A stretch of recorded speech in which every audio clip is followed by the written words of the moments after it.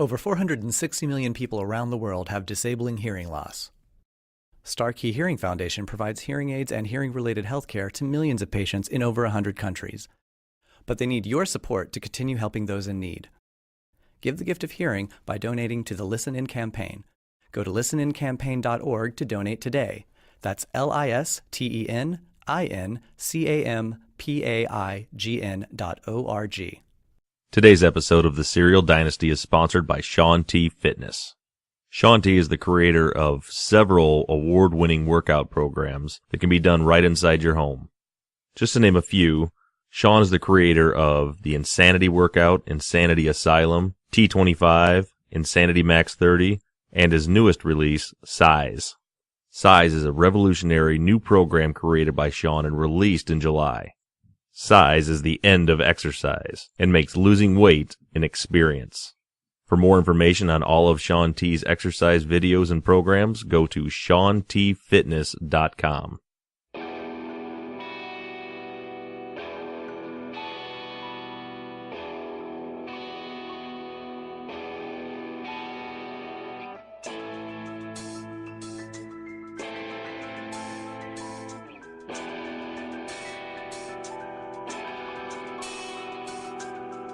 Hello everyone and welcome back to the Serial Dynasty.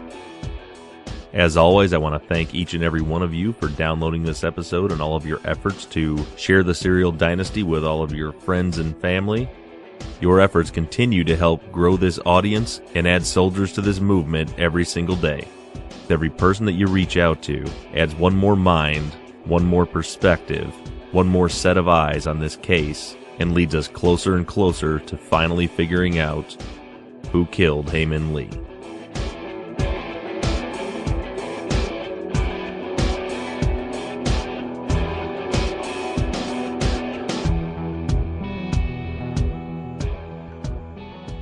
There's been a lot going on in the last week since we released episode 13, Snitch or No Snitch. Most notably, episode 8 of the Undisclosed podcast, Ping, absolutely put the nail in the coffin and destroyed the state's case against Adnan. We'll spend some time today discussing that episode, but before we do that, there's something else that I'd like to speak on. In last week's episode, I recommended to all of you to tune in to the Generation Y podcast that was going to be launching an episode where they were going to be discussing the Hae Min Lee murder case. On the bright side, I was thrilled to see that so many of my loyal listeners took my advice and jumped right over and downloaded that episode of the Generation Y. Unfortunately, it was occurring to me in a very short period of time before my episode 13 aired that recommending that podcast may have been an error. They dropped a day early, and before I even had a chance to listen to the podcast, my Twitter and email were blowing up with listeners pissed off about their experience in listening to that episode of the Generation Y podcast. Considering the fact that I'm the one that recommended for you all to go out and check it out, I thought we'd spend a little bit of time discussing that episode and breaking down some of the mistakes that were made.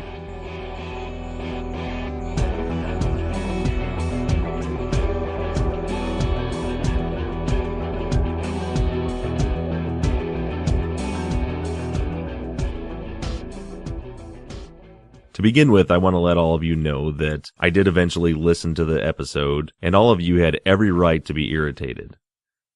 There was a lot of false information, a lot of misunderstood facts that were presented in that episode. Honestly, I have to admit, it was frustrating for me to even listen to it.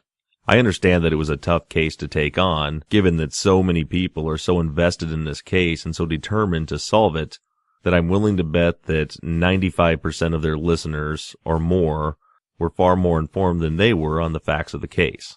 Given that I was the one that recommended for all of you to download and listen to the episode, I felt some responsibility in the matter, so I reached out to Aaron, one of the hosts of the program, in hopes to touch base with him as far as some of the facts that he either misunderstood or misrepresented. As the show moves along today, I'm going to break down many of the mistakes that were made on their show. But I do feel that it's worth letting all of you know that Aaron was very gracious and very respectful in the email communication that we had back and forth. I pointed out to him a few of the mistakes that he made. At first, he didn't understand why everyone was so upset. He believed that the facts that he had were correct. After a bit of fact-checking, Aaron realized that there was quite a bit of false information in the episode. In response to that, he's making an attempt to make it right. I know that prior to recording this episode, Aaron and Justin had gone back and edited their episode of the Generation Y in an attempt to try to remove some of the false information that was on there. So if you were to download it now, you would get the edited version, which is shortened. There was a few things removed. There's still some mistakes in there, but it was an effort on their part to try to clean things up. I've also been told that they will be addressing the issue on this week's episode of the Generation Y, which will air tomorrow. At this point, I'm not making a recommendation as far as downloading it and listening to it, but I felt I should at least make all of you aware that they will be discussing the errors that were in the episode last week in tomorrow's episode. Now, that being said, one of the major issues that I had with that episode is that it did confuse people. There were a lot of people that listened to that episode that haven't spent months and months and months digging through all of the source documents and all of the evidence that a lot of us are already very well aware of. I've gotten over 250 emails in the last week asking me to address the mistakes that were made on the show, and several others that were asking questions about things that were confusing them from, quote, facts that they heard on the Generation Y podcast. So let's go ahead and break down some of the discrepancies. I'll tell you that when I was listening to it, the first thing that really pissed me off right off the bat was a statement that they made that with all the interest in this case, nobody seems to be interested in justice or peace for Hayes' family. They stated that in Hayes' family's mind, they already have justice.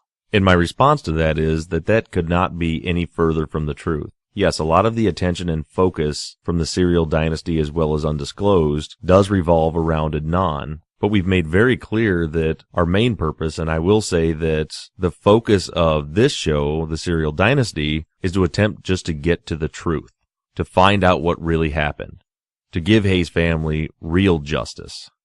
But aside from that, while I understand the concern and the focus for Hayes' family that these guys have, I don't see how that is an excuse to ignore the fact that another life was taken here. If Adnan is innocent, his life was taken too. Not in the same way as Hayes, but Adnan has spent his entire adult life, 16 years in prison. And if it's proven that he did not commit this crime, then that is an absolute tragedy. And it's not something that should be ignored because the family of the other person involved here feel like they already have justice. I absolutely feel for Hae Min Lee's family. It's the double-edged sword that we deal with every day in speaking about and investigating this case. But from my perspective, we can't stop trying to get to the bottom of this. We can't stop trying to find the truth because there's more than one life involved here. If Adnan Syed did not commit this murder, and I do not in any way believe that he did, then I absolutely believe this should be a fight to the death until we get him out of that prison cell. Until we can prove who actually killed Hae Min Lee. And that's exactly what I intend to do. Moving along in the episode, there were several factually incorrect statements that were made. They briefly discussed Don and just said that he had an airtight alibi and they moved on. But all of us know that that's not true. Now, I'm not accusing Don of committing this crime, but to say that he had an airtight alibi is just simply not true. Don said that he was at work. His mother said that he was at work. The police never went any further with that. They didn't ask for time cards. They didn't ask for proof. It's just inaccurate to say that he had an airtight alibi. He did not. Then later in the episode, they make quite a big deal about the fact that Adnan never tried to call or page Hae after she went missing. But they give no consideration to the fact that neither did Don.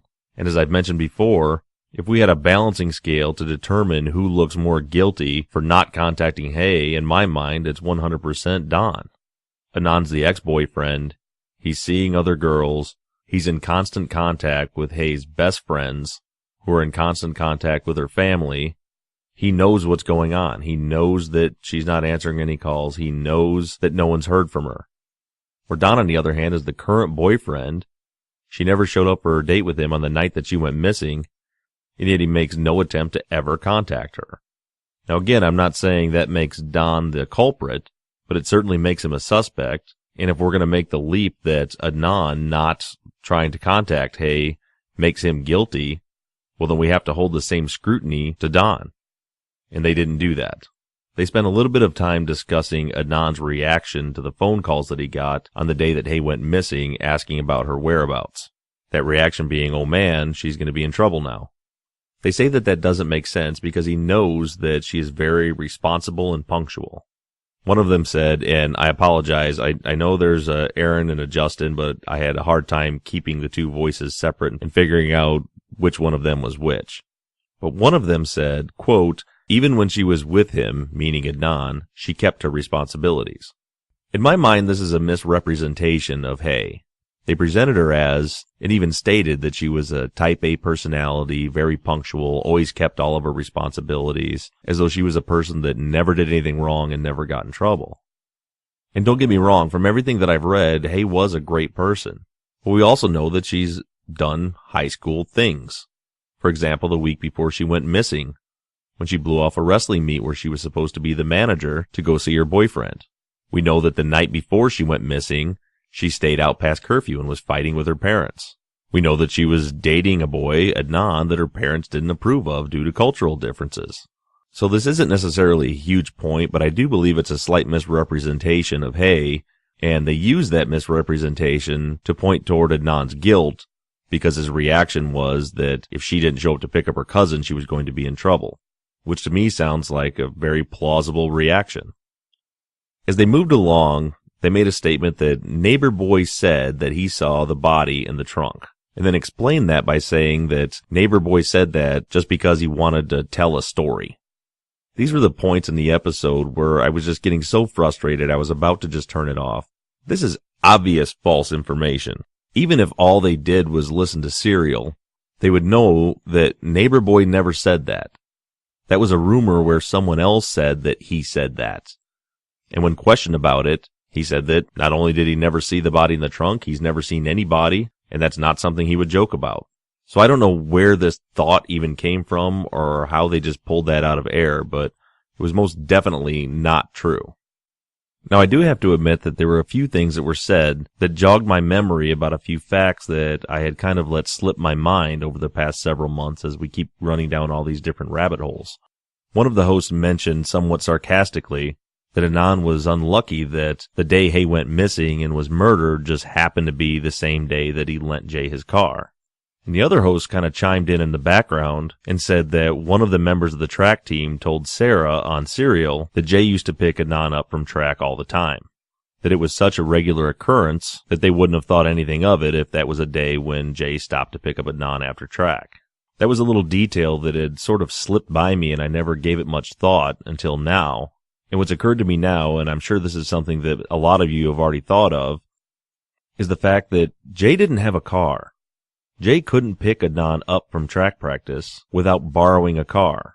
Now, I don't know this for a fact, but the assumption there, to me, would be that Adnan used to lend Jay his car on a somewhat regular basis. If it's a regular occurrence for Jay to pick Adnan up after track, I think it's fairly safe to assume that Jay was picking Adnan up in Adnan's car. Now, stay with me for a minute while I try to explain why I think this is so relevant. One being that it would completely do away with the idea that this was just an unlucky day for Adnan, and that in order to believe his alibi, in order to believe that he was not the culprit, you would have to believe some ridiculous set of circumstances leading to this incredibly unlucky day. If Adnan lent Jay his car on a regular basis, then this could have been any day. Any one of the many days where he lent his car to Jay would have been one of those unlucky days. But more importantly than that, that piece of information is helping me to tie up some loose ends in the theory presented by Marissa in last week's episode. You'll remember that Marissa pointed out that it's possible that Jay may have been directly involved and didn't bury Hay on the 13th, that he and an accomplice simply dumped Hay's body in the woods at Legan Park, didn't bury her, and returned several days later when there was a nice warm day to bury her and cover her up better, which would fit with Jen's testimony that she had picked him up that night, disposed of the shovels, and then the next day when it was raining helped him dispose of his clothes. But one nagging piece of that for me was Jen's story about meeting Jay and Adnan at Westview Mall to pick up Jay, You'll remember in that interview, she said that Jay and Anand got out, Anand said hello to her, Jay got in the car, Anand seemed normal. When Jay gets in the car, he tells her that they need to go retrieve these shovels. What I was having a hard time reconciling was the fact that that could only have been the night of January 13th, because that's the only day that Jay had Anand's car. And it was presumed that Hay was actually buried on the day she was murdered on January 13th. So what I've been wrestling with is that would conflict with Marissa's theory, or, as a lot of people do believe, Jen was completely uninvolved and that story was completely made up. But as I've mentioned in past episodes, that's not my theory of the case. That doesn't mean that I'm right or that you're wrong. I just personally don't believe that Jen was completely uninvolved and completely made up everything that she said to the police. So like I said, if I believe that Jen was involved and she was explaining a series of events in a way to try to minimize Jay's involvement, or regurgitating the events in the way that Jay had relayed them to her, then Marissa's theory couldn't have worked. But then I remembered Will. If Jay borrowed Anand's car and picked him up from track practice on a regular basis, then to me that makes Marissa's theory even stronger than it already was. I think that a possible scenario for what happened would have been that, as Marissa said, Jay or Jay and an accomplice murdered Hay, or the other party murdered Hay and Jay was the accomplice or was witness to it somehow. The body was taken out to Leakin Park, dumped on the ground, where it stayed for a number of days. 5 days later, there's another 50-plus degree day. The snow and the ice melt. Jay is borrowing Anand's car again, and while Jay has Anand's car, he returns to the burial site. It may have been something that he got worried about that day because of the warm weather and the melting snow, or it could have been weighing on him since the day that Hay was murdered, but assumed that her body was inaccessible because it would be buried in snow and ice, and he would leave footprints, and it would be very obvious if he went back there to move the body. But in any case, on that day, he returns back to the burial site, moves Hay's body, buries her, puts his shovels and picks or whatever he had back in the car, gets the call from Anand that he needs to go back to the school and pick him up. He can't have those tools in the car when he picks Anand up, so he dumps them in a dumpster somewhere. Picks him up, they spend the evening together. At the end of the evening, Jen picks him up, and he tells Jen he needs a ride back to get those shovels to dispose of them. I think that this theory also helps to reconcile the conflicting stories from Jen and Jay as to where she picked him up that night. You'll remember that Jen says that she picked Jay up at the Westview Mall and they went and got the shovels. But Jay says that Jen picked him up at his house that night. Well, maybe, just maybe, both are true. Maybe Jay was describing the night Hay was murdered. Maybe on that night, he had Jen pick him up at his house. And then several days later, when he went back to bury the body, that night, Jen picked him up at the Westview Mall. In any case, Jen helps Jay get rid of the shovels. He can't get rid of his clothes that night because he's still wearing them. So she drops him off at home. He gets out of them and puts them in a plastic bag, and has Jen come back and pick him up the next day to dispose of his clothes somewhere other than at his house. And historical weather data shows us that on that day, it was raining. Jen remembers the next day when she picked up his clothes that it was raining. I don't have solid evidence that would prove that this is how things went down, but I do believe that it's a reasonable theory, and I haven't been able to find any other evidence that would contradict it.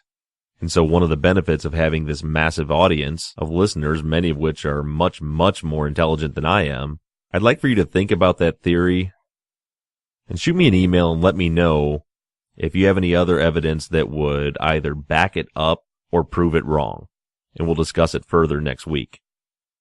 Now, getting back to the Generation Y episode, the episode was riddled with a lot of minor errors that really don't make that much of a difference, but it was just frustrating. And I know that it's frustrating to us because we're so deeply involved in the case and we know these details. One of which that I heard a lot about from listeners was that they said that both Anand and Jay were in the magnet program together at school. And of course, all of us know that not to be true. Jay was not in the magnet program. just Adnan was. And credit where credit is due, they both seem to agree that the idea of Jay being afraid of Adnan just didn't make any sense. And that part I do agree with. Jay was, for one, a much bigger guy. He had that, as they said, alpha personality. In his own mind, he's the criminal element of Woodlawn. It just doesn't make any sense to me either that Jay would ever be afraid of Adnan. Now next there was a much more important factual error that I think is part of what helped lead the host to the conclusion of Adnan's guilt, and that was the Nisha call. They spent quite a bit of time talking about it, and they said that Nisha was inconsistent. They said that maybe she was getting her days mixed up because of referring to the adult video store stop. And they also said that Nisha stated that the call was about that time, being 3:30-ish. And I'm sorry, but this part was just an absolute load of shit. None of that is true. The prosecution did a great job of alluding to facts that would lead the jurors to believe certain things without them having to say it. And we'll get into more about that later when we're discussing the undisclosed episode. But in regards to Nisha never, ever testified that that call took place on January 13th. She was asked at trial if she had ever received a call from Adnan where he put Jay on the phone.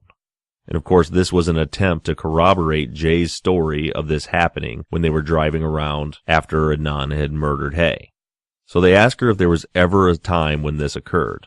Nisha says yes, there was exactly one time when this happened. At trial, the prosecution asked her about the context of the call, where she did say basically the same thing that Jay said. It was casual, hey, hello, how you doing? A conversation along those lines. At the first trial, Nisha went on to say that they were at the adult video store where Jay was working at the time when that call occurred, which of course we know that Jay did not have that job on January 13th. He didn't have it until the end of the month. At the second trial, when she starts to say the same thing, Urich shuts her down. He stopped her from explaining that this call occurred while Jay was working at the adult video store, and only allowed her to explain the context of the call. But what she did testify to was that she believed this call happened later in the evening, which would make sense considering the fact that Jay worked the night shift. It would also make sense because if you look at Adnan's phone records, Adnan never ever called Nisha before evening time, around 7 o'clock in the evening or later. The only call to Nisha in the 3 o'clock hour ever in Adnan's phone records was January 13th, the day where I would suggest the theory that, as I've mentioned before, that call was nothing more than a butt dial, which I personally believe was likely due to the fact that the phone was in Jay's pocket. Jay was possibly helping move the body. During that time, it caused the butt dial. But whether you believe that theory or not, their representation of Nisha on that episode was completely false. None of that was true. And if Gutierrez had been doing her job, she could have used Nisha's testimony as an opportunity to impeach Jay's testimony. But like so much in this case, it's another one she let slip through the cracks. They also mentioned in the episode that no one can account for Adnan being at track practice. Well, the truth is, the police only ever asked 2 people whether Adnan was at track practice or not. The first was Adnan, who says that he was. He remembers talking to Coach Sai about prayers that he would be leading at the mosque. And the second person they asked was Coach Sai, who said, I can't be sure of the date, but I remember it was that warm day at the end of Ramadan where we actually got to practice outside. And I was walking the track with Adnan while he was explaining to me the prayers that he would be leading at the mosque in the next day or two.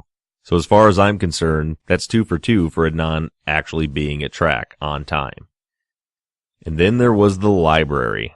This was definitely a swing and a miss. And for the record, this is something that the Generation Y guys have acknowledged that they messed up. They've written some corrections out in social media. I believe they edited that part out of the podcast, but I know they're going to be discussing it on their next episode. But wow, they could not have been any more wrong about just about everything surrounding the library. They're making a case that Adnan lied about his whereabouts and how Asia's alibi means nothing because it contradicts Adnan's own story. Because Adnan said that he stayed on the campus after school that day until track, when Asia says he was in the library, and they say that the library was a half a mile away. And again, that is absolutely false. Yes, the library was a public library. It was not part of the school. However, it is a part of the school campus, at least unofficially. I'm sure a lot of you have done this, but those of you that haven't, go on Google Maps and look at an aerial view of the Woodlawn High School. And what you'll see is that the Woodlawn Public Library butts up to the student parking lot at Woodlawn High School. It's actually a shorter walk to the library than it is to get into the school from that parking lot. From everyone that I've spoken to and asked about this that went to school at Woodlawn with Adnan, they all just sort of considered the library part of the campus. The school's parking lot is where you parked to go to the library. In fact, Adnan's friend Krista, who interviewed on this show a few weeks ago, just posted photos today from a trip that she took to Woodlawn High School. I believe it was yesterday. Now, it's summertime, school's not in session, and she was pointing out that there was probably 36 cars parked at the library, all parked in the Woodlawn High School student parking lot right next to the library. So even today, that library still feels and is assumed to be part of the campus. So to say that it was a half mile away and conflicts with Asia's alibi is just wrong. And then the part that really got under my skin was when they were discussing Asia.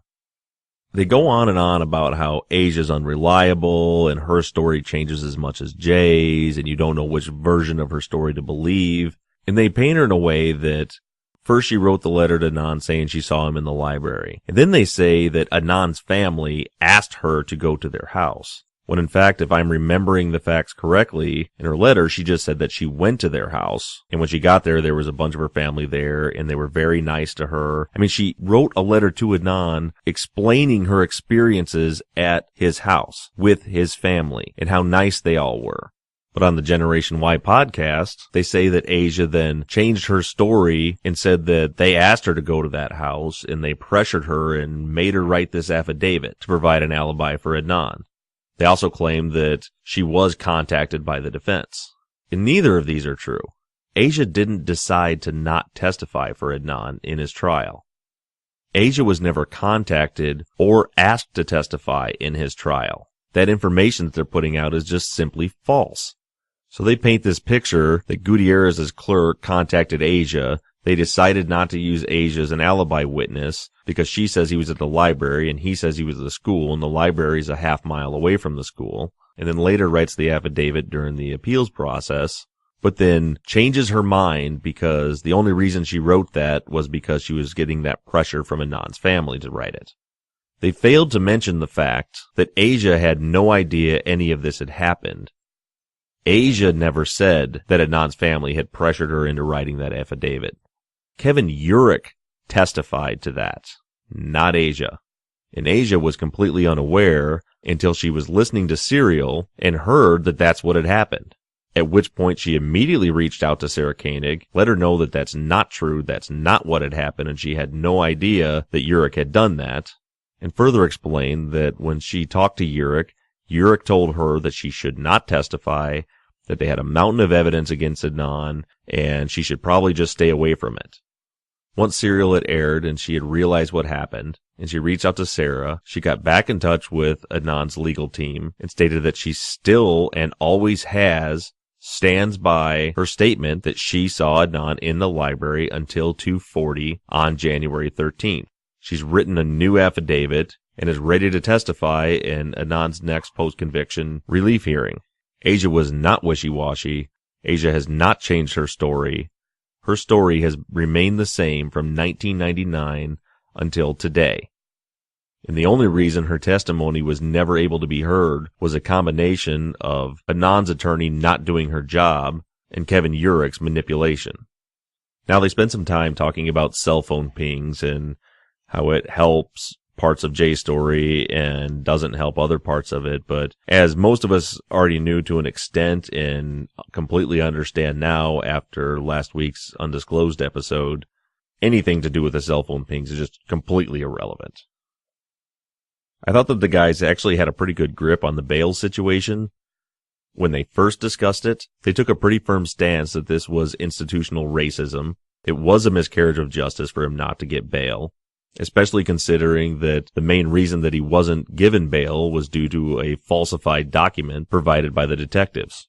Then later in the episode, the two sort of banter back and forth about the bail situation. They don't really agree at the end of the episode about a lot of things, but one of the issues was that I believe it was Aaron really dug his heels in about the fact that that bail situation, Adnan being unjustly denied bail, wouldn't have made any difference in the case. And I think it was Justin that was arguing that he believed that it absolutely would have. So they were split on that particular fact.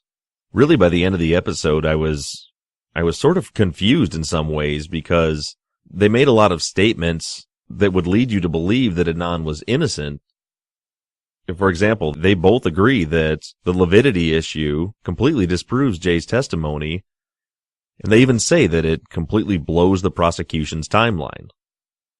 But then later explain how reading the trial transcripts would help you to understand the case better, even though they just said that the timeline used in that case is irrelevant.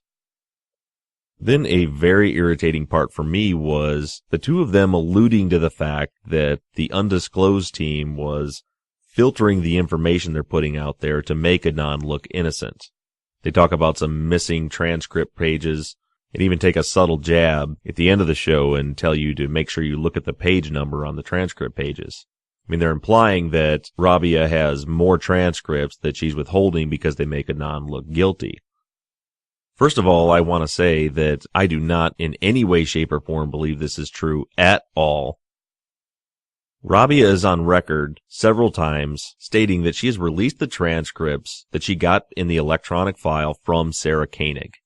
And that's all of them. That's all she has. First of all, I trust all three of Rabia, Susan, and Colin. Now that's just my opinion. You're entitled to yours. But I absolutely trust them.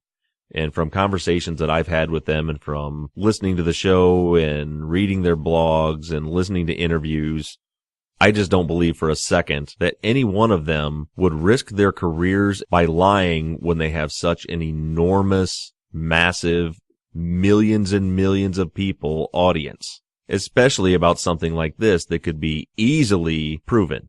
If Rabia was lying, Sarah Koenig could grab a microphone or make a phone call and it would be viral across the world that Rabia is lying, she gave her more information than that, and it was incriminating and she's hiding it. And recently, within the last couple of weeks, there was a user on Reddit that I guess found some missing transcript pages from the trial. I have no idea how they got a hold of those or where they came from, but there's a big conspiracy on Reddit about these missing pages that this guy's found, or gal. I'm not sure if it's a man or a woman. But guess what? There's still nothing in those transcripts that show that Adnan's guilty. There's no other information there.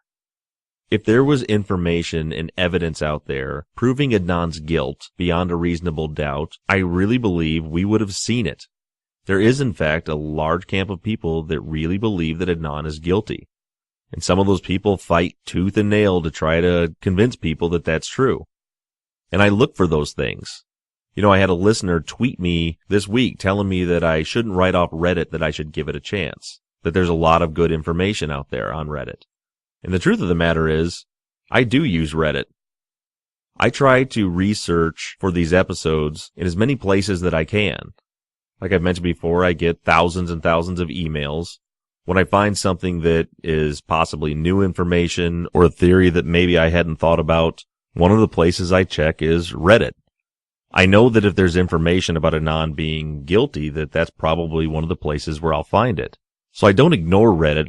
I just don't participate in it because the difficult thing about Reddit is, yes, there is some useful information out there.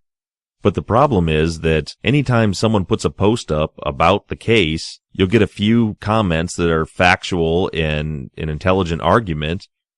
And then every single time the thread turns into the bickering and the name calling, and you have to sort through 300 comments about people attacking each other, attacking Rabia, attacking Susan Simpson, myself.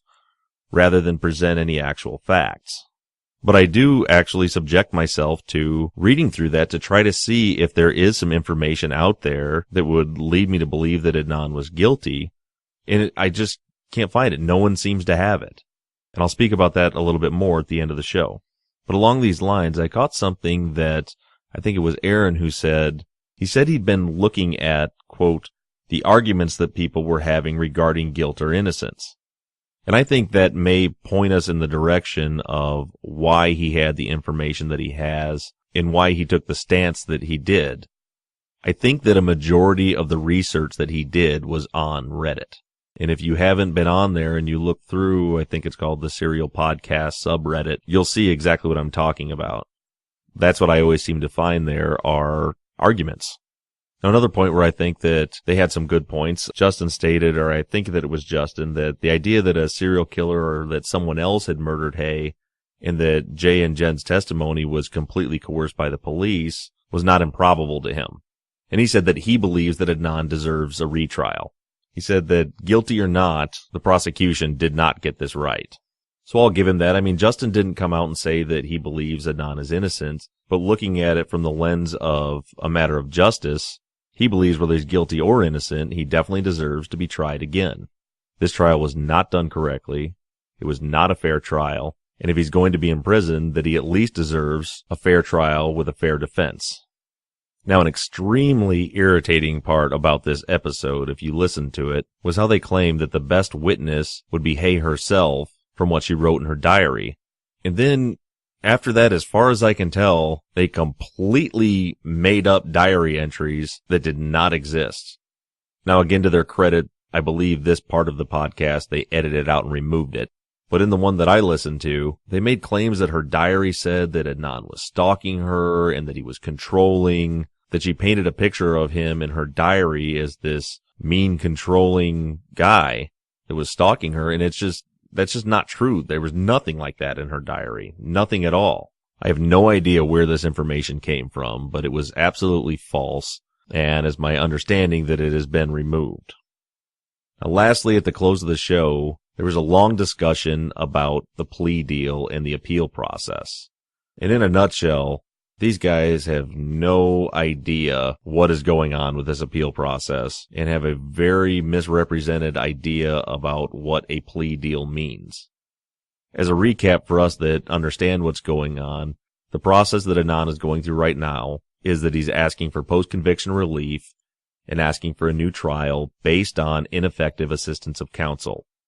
The elements of that appeal are that Gutierrez never contacted his solid alibi witness, Asia, and secondly, that Adnan says that he asked Gutierrez to see if he could get a plea deal, and she never approached the prosecution to ask for a plea deal.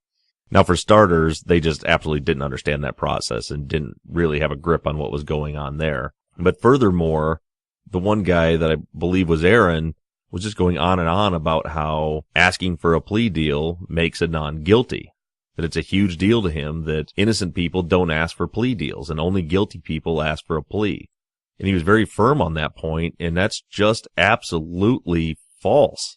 Innocent people take plea deals all the time. If you believe that everyone that's in prison right now that took a plea deal took it because they were guilty, you're just naive. It happens all the time. Going to trial is a risk, and part of a lawyer's job is to do a risk-benefit analysis to determine whether it's a good bet to take that risk.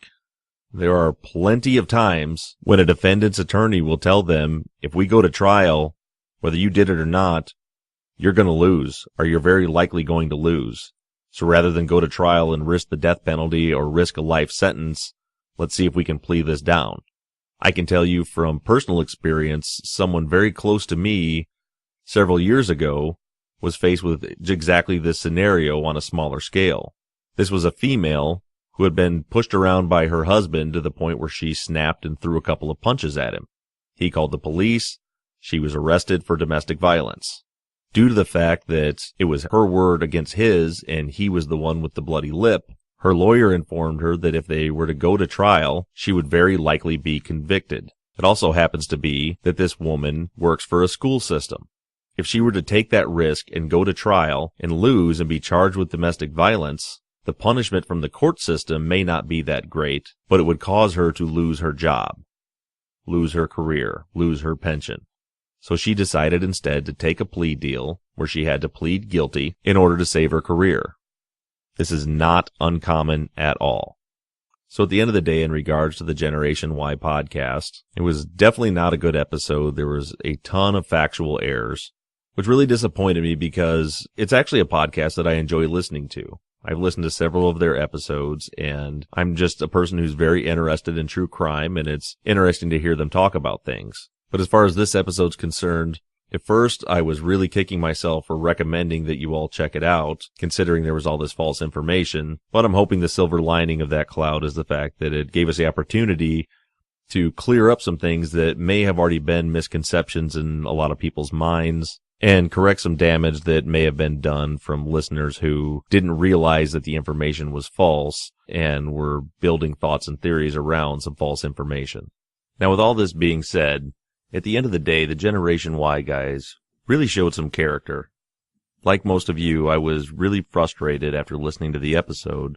I'm sure this was a really tough situation for these guys once they realized that some of the information they put out was incorrect.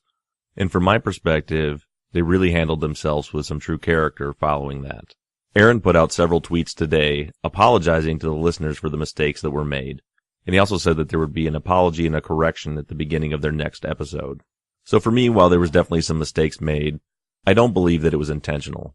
Aaron and Justin didn't put information out that they knew was incorrect to try to make a case. I think they were just trying to cram months worth of research into a very short period of time in order to create the episode, and I truly believe that they believed that the information they put out was correct.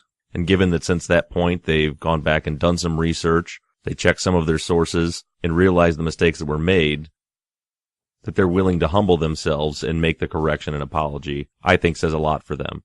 Of course, you all have to make your own decisions, but for me personally, I'm still a fan. I think they have a great show. They made a mistake. We've all made them. And they're doing their best to correct it and move along. Okay, before we move on to our discussion about episode 8 of Undisclosed, Ping, I'm going to take a few minutes to talk a little bit about our sponsor, Shaun T Fitness. Shaun T did not provide a script for this advertisement. I want you listeners to know that what I'm telling you right now, I'm speaking from the heart. As discussed on last week's episode, the decision to go with Shaun T as our sponsor was based both on his passion for the Serial Dynasty program in this case, as well as my passion for his programs and what he does for people. I've seen with my own eyes his programs work. My wife began her journey nearly 2 years ago in changing her life and her body with Shaun T's Focus T25. And since that time, I've witnessed an amazing transformation in her in both body and mind. Myself, I was always reluctant to do any sort of a home workout. I've always been a gym rat. I run and I lift weights, and that's how it works for me. And I've always gotten good results. But what I found as I'm getting older, the routines that I was doing when I was 18, 19, 20 years old just don't have the same effect that they used to have. It's easier to gain weight and it's harder to lose weight. So I've reached a point where I'm ready to make a change. I'm tired of doing the same thing over and over again and expecting a different result. So throughout the duration of this sponsorship, I am personally going to be walking through with you, the listeners, my experience using T25. T25 has 3 different levels, alpha, beta, and gamma. I started with alpha just this past Monday. And after just 5 days of working through the program, I can see very clearly why it works. One of the great parts about T25 is that it's only 25 minutes. And as my wife always tells me when we're getting ready to do the workouts, you can do anything for 25 minutes. Shaun's exercises are a full body workout that keeps your muscles engaged and your heart rate up for the entire duration of the workout. What I found is that I'm working muscles that I didn't even know that I had. When you couple the amazing methods of working out that Shaun puts into his videos with his style of motivation, even though I'm drenched in sweat and hurting by the end of every session, I can't wait to start the next one the next day. So if you're looking for that reason or that moment or motivation to make that change in your life and make that change in your health, I would highly recommend getting started with Shaun T's Focus T25. If you're further along with that and you'd like something different, Shaun has a number of other workouts that you can get at ShaunTFitness.com. Shaun is the creator of Insanity, Insanity Max 30, the T25 videos, Hip Hop Abs, and his newest release, Size, just to name a few. So if you finally had enough and you're ready to make that change, I invite you to walk through this journey with me over the next 11 weeks, and we can all dig deeper. All right, moving on to episode 8 of Undisclosed. This episode was the nail in the coffin for the prosecution's case. In Kevin Urich's Intercept interview this past winter, he made a point to say that Jay's testimony would likely not have been enough to convict Adnan, and that the cell phone records were not enough to convict Adnan. But Jay's testimony, corroborated by the cell phone records, was the solid evidence that put Adnan in prison.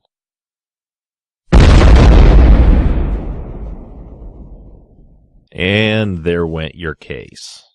Between Susan's research and Mr. Cherry, the cell phone expert, someone finally made it crystal clear how useless and irrelevant that cell phone data really is. I'm not going to recap all of the technical details that were discussed in the episode. If you want to hear a detailed explanation of those facts, just go back and listen to episode 8 of Undisclosed again. But to summarize, historical cell data of the type that was used in Adnan's case cannot determine the location of the phone during a call. Now there's two sides to that. We have incoming and outgoing. As Rabia mentioned on the episode, AT&T themselves made very clear to point out that incoming calls could absolutely not be used for location. They are absolutely not reliable in that form. Sadly, the prosecution had this note when they based their entire case around 2 pings from incoming calls that happened at Lincoln Park, or supposedly happened at Lincoln Park, in the 7 o'clock hour, when they claimed that Hayes' body was being buried by Adnan. Yet another glaring piece of exculpatory evidence that the prosecution withheld from the defense. The reasons why those pings are completely unreliable are many. There's the fact that for an incoming call, the network has to search out to find your phone. And in order to do that, the ping could originate on the tower closest to the place where the caller called from, not where the person receiving the call was located. Or it could originate in the last tower that the phone was connected to, which could be somewhere miles away, states away. It could really be anywhere where that phone had recently been. Or really, the way the science works, it appears that that call could originate on just about any tower. Who knows? I mean, AT&T says that it's not reliable. There's no way of using that information to point out where the receiving call is located. No way at all. And even the outgoing calls, which should originate, in theory, from a tower that was somewhat close to the caller, but in no way can we assume that the call would originate in a tower that was geographically the closest to the phone when it's making the call. There's a number of reasons for that. One point that was mentioned but not really gone into detail has to do with the tower being busy, as was mentioned in the episode. And from some research that I've done and some of my own personal experiences, phones will jump all over the place. A tower can only capacitate so many calls at one time. So if, say, there's 2, 3, a dozen people, however many, connected to a particular tower, and you happen to be standing right next to that tower, and you try to make your call, that tower likely won't take your call. Your call would be originated from a different tower. Think back, I'm sure we've all experienced those times where one day you'll make a call from your living room and have full bars or full service on your phone to make a call, and 2 hours later you try to make a call and you have 1 bar and you can't get through or your calls are getting dropped. You don't understand what's happening. Well, what's happening is you were connecting to 2 different towers. That tower that you had great reception on that happened to maybe be a block away from you was busy with other calls, so it sent you to a different tower. You can watch it happen now, especially if you get into the more rural areas where, the latest technology is the LTE technology, which is supposed to be the fastest data service available. If you get out of the larger cities where not every tower has LTE technology, you'll see on your phone when you're switching and changing towers. My wife and I have a cabin in northern Michigan. There's actually a tower that has LTE data strength that I can connect to from my cabin on my phone. There's also a tower that I can connect to from there that has 4G technology. And there's also even a tower I can connect to from there that has 3G technology. And the reason that I know this is because I'm constantly fighting with that. If I'm outside and maybe need to look something up from the same place, one day I'll have that LTE connection. The next day I'll look, I'll have the 3G connection. The next time I might look, I'll have the 4G connection. My point is, it's never made sense to me. Why would my phone connect to a 3G tower that has terribly slow internet with one bar where I can barely get out when I know there's an LTE tower that I'll have full bars on just right down the road? And the reason is a lot of the things that were described in the undisclosed episode. There's no exact science to which tower your phone's going to grab. There's 1,000 factors involved.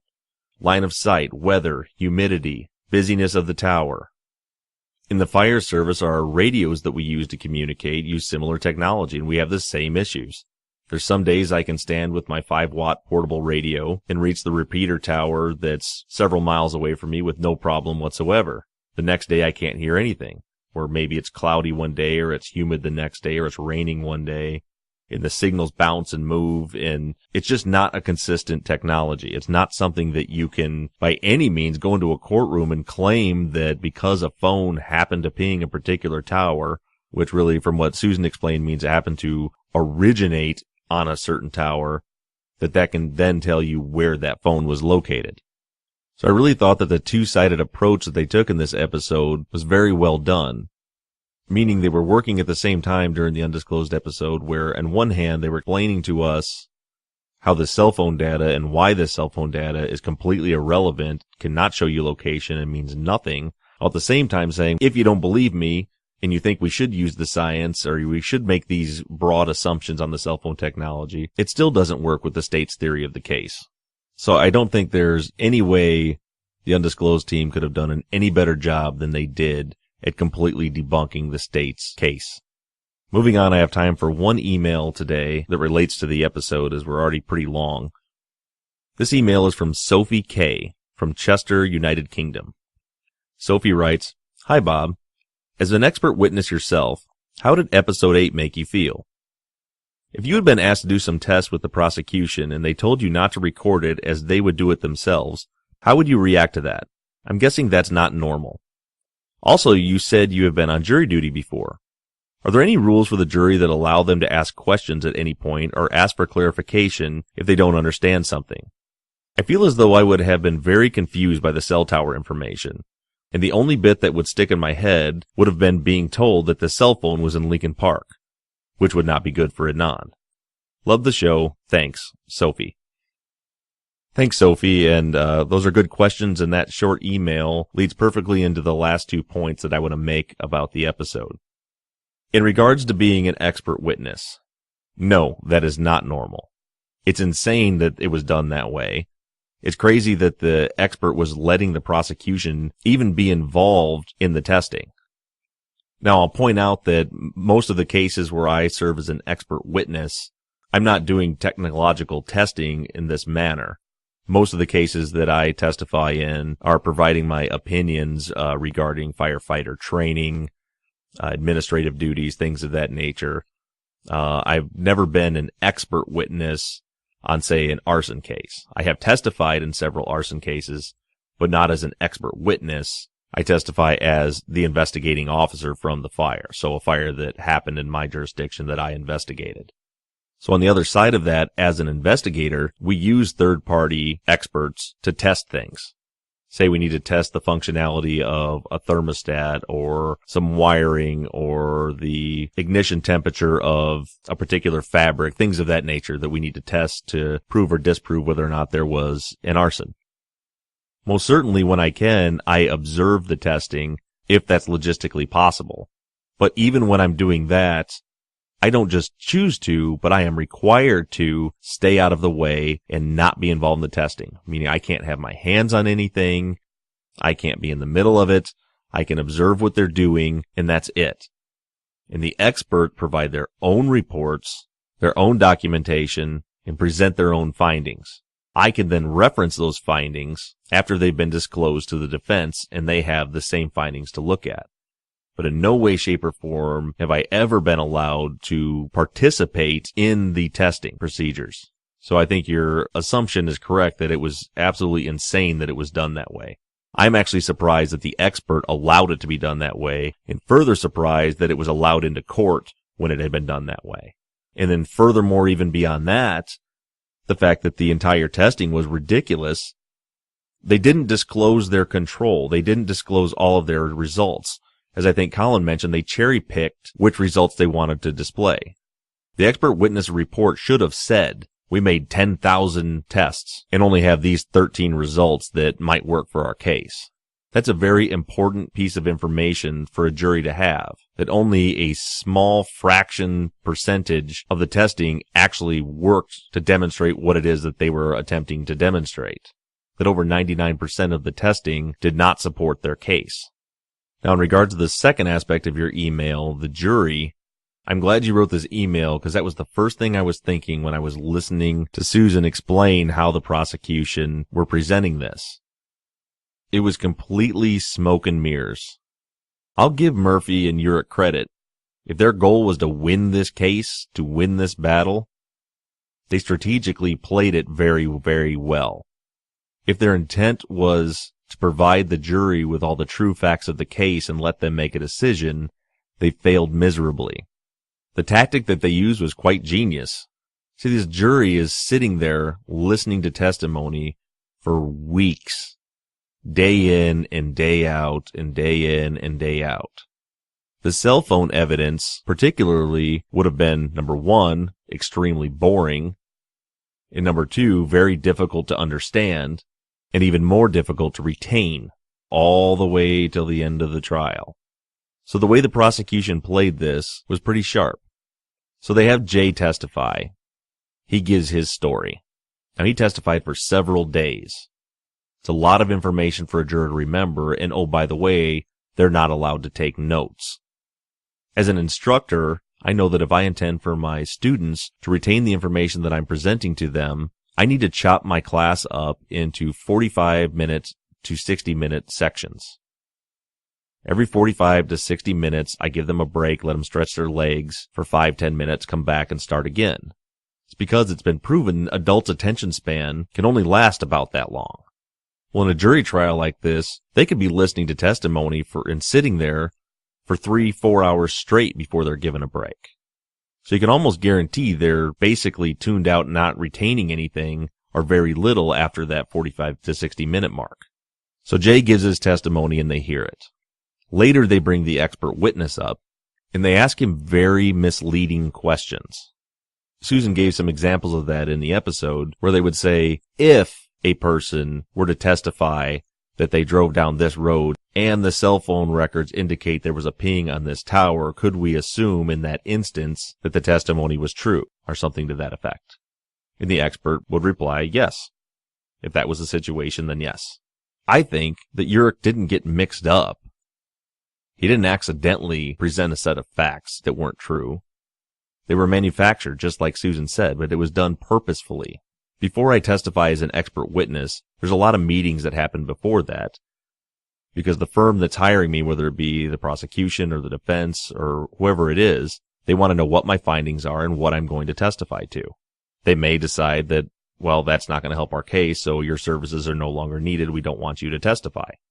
They have the right to do that. But I've had several instances where an attorney would ask me, well, so would you say this to be true? And I might say, no, that's really not accurate. Well, what if I word it like this? Could you answer yes if I worded it like this? It's still kind of shaky. I wouldn't be comfortable putting my reputation on the line and committing career suicide by being proven to lie on the witness stand. Okay, well, what if I phrase it like this? Like maybe give you a hypothetical. Then could you say, yes, that's true? Well, yes, if you phrase it as a hypothetical in that scenario, yes, I could. So it's a tactic that's used because an expert witness, I can't say would never lie, but it would be an extreme rarity to get an expert witness to give false testimony. And you heard that in this case. You heard the point when Gutierrez confronted the expert and made him admit that no, you couldn't find location based on cell data. It would have been convenient for the prosecution for him to lie there, but he wouldn't do it. Expert witnesses, in a lot of cases, get paid a lot of money to do that job. And they're not going to risk that to help one attorney or one prosecutor get their conviction. So Urich's plan was let Jay give his testimony. He had already determined with his expert witness what questions he can ask that the expert will confirm. So he does that even though those two really have absolutely nothing to do with each other. Jay testified one thing, he asked the expert about a completely different scenario, but how many of you think that the jurors actually caught that and were paying attention to something that Jay had said 5 days before that or a week before that, especially when it gets down to these technical, minute details? So he plants those two seeds in the jurors' heads and then drives it home at closing when he makes the grand statement that, remember, that Jay's testimony may not be enough, but it doesn't stand alone. His testimony was confirmed by the cell phone records. You have to convict because Jay gave a story. The cell phone records confirm it. There's no way he could have known that information. There's no way that he could have known what towers he was pinging, and therefore Adnan's guilty and you have to convict. And the jury bought it. And Gutierrez didn't challenge it. Because as we know, that in fact, that's exactly what happened. Jay did know exactly what the cell phone evidence said. And he did create the story after several failed attempts to match up with that data. Like I said, smoke and mirrors. And this is the reason why I think that it was so ridiculous that at the end of the Generation Y podcast episode, they tell you, forget undisclosed, forget serial, you need to read the trial transcripts. You need to read the trial transcripts to understand why Adnan was convicted. And yeah, if you read the trial transcripts, sure, it looks like he should have been convicted. I don't think that jury made a huge mistake. They had a prosecution that was manipulating and bold-faced lying to them about what was going on. And Adnan's attorney made no effort or very little effort to contest any of those lies, any of those false facts, any of the manipulation. She just let it happen. She didn't present a defense for him. She didn't present alibi witnesses. She didn't impeach testimony. She just let it happen. That's why Adnan was convicted. And that's exactly why he deserves a new trial.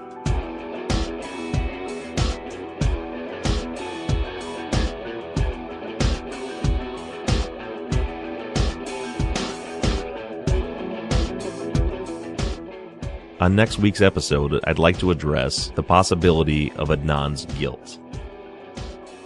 I know that may come as a shock to a lot of you, but hear me out. I'd like all of you to shift gears for a minute. I want you to really try your hardest to find evidence that would prove that Adnan is guilty. So this call out is for those of you that believe that he's guilty already. Send me the evidence. And for those of you that believe that he's innocent, try to find some evidence. Send your thoughts in the next few days to theories@serialdynasty.com. And I think I'll have an interesting show for you next week.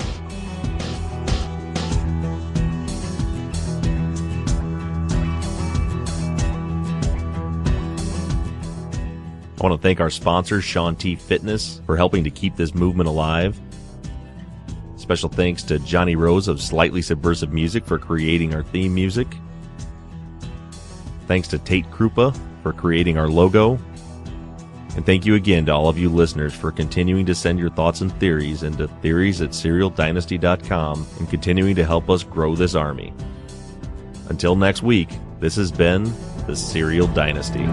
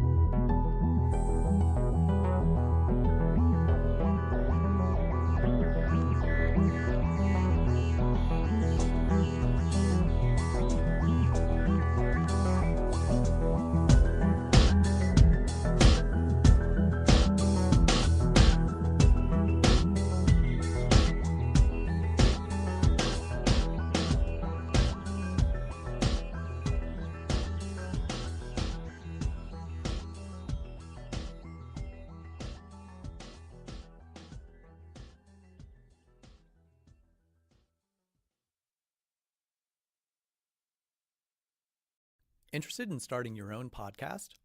Audioboom can help with our $9.99 monthly subscription plan for hosting and distribution. You'll get 200 minutes of recording time per episode, a branded homepage on the Audioboom platform, embeddable players for web and social media, advanced analytics, and so much more. To sign up for your $9.99 monthly subscription plan, go to audioboom.com/start. That's AUDIOBOOM.com/START.